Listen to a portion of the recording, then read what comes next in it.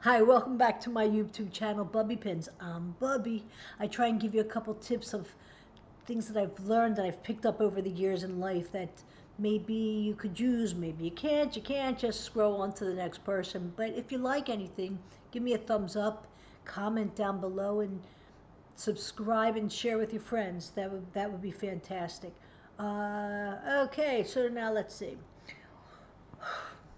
We did the top 10. We said that there's a top 10 tips for parenting, and we did all 10. I could use the top 10 tips for how to look in the camera here. Somebody told me to look directly in the camera, and I did that for the past few, but that doesn't work because my camera's up there. So now I'm just looking straight at you guys, and I think that's much better. We learn as we go. That's what life's all about. All right, we're at tip 11. Tip 11 is a fantastic tip. So you'll say, well, wait a second, you said top 10. Where's 11 coming from? There's actually 65 tips for parenting that I've come up with. Maybe there's 66. You can give me a couple tips of your own. That'd be fantastic. Put them down below. These are 65 that are included in the manual on parenting. Now that's a brilliant idea. A car comes with a manual. Even a mixer comes with, an electric shaver comes with a manual. Why don't kids? What is it?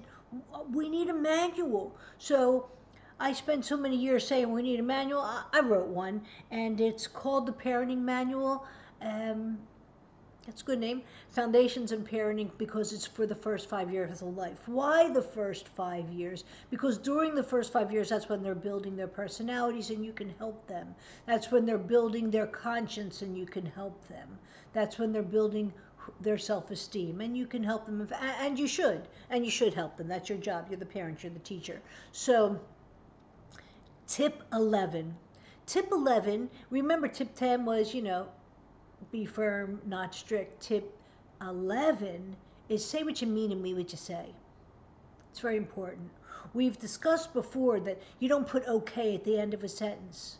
If you put the phrase okay at the end of the sentence, children are literal and they will hold you to that. So you say, we're going to the park, okay? That means I have a decision. No, I'd rather go to the food store and buy a treat. You've just opened up a world of defiance just by adding the phrase okay at the end of your sentence. Don't do it. If you're a sarcastic person and you like that form of humor, don't use it on your children. Sarcasm is the lowest form of humor, and children are literal, so it doesn't necessarily translate the way you think it's going. So I used to have a teacher who was a teacher for my son when he was 5. Oh, he's in his 40s now. But when he was 5, I remember his teacher used to say to him every day, "Oh, you're so ugly." He never knew that she was really saying you're so cute. He thought he's going to school and his teacher's telling him he's ugly because he would never grow up with sarcasm. And now this is a little lightly sarcastic, but it's sarcastic. And have to really be careful because kids are literal beings. Mean what you say what you mean. If you are going to ground your child, and I don't recommend it, but if you're going to ground your child, you just grounded yourself. So you're not going out for the rest of the day. Well, if you just said that sentence, and again, I don't recommend you say that sentence, don't let them out for the rest of the day.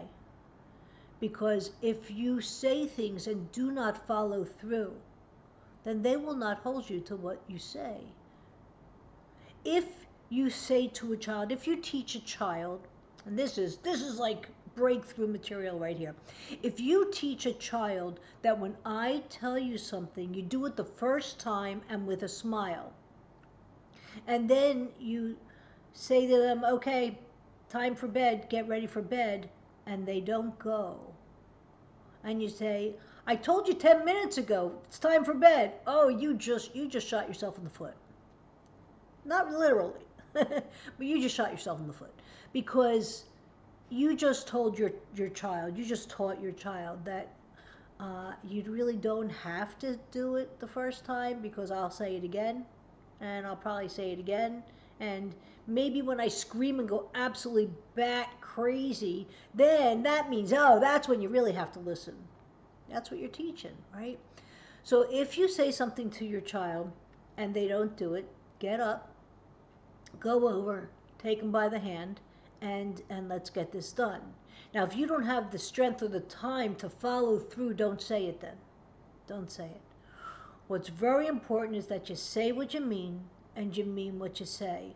If you give a message to your father, all right, wait till your father gets home. He'll deal with you. What you just said was, I can't. And if mommy can't deal with me, uh-oh, I must be really bad. All right? Never tell your child he's bad. You can say, what you just did is really bad. You're a good kid, and you're better than this, and I love you, but I don't love that behavior, right? It's a lot different than saying, I don't love you. Be careful. Mean what you say what you mean. In all your relationships in life will get a lot easier. Stay tuned for tip number 12 coming up soon. Have a good day.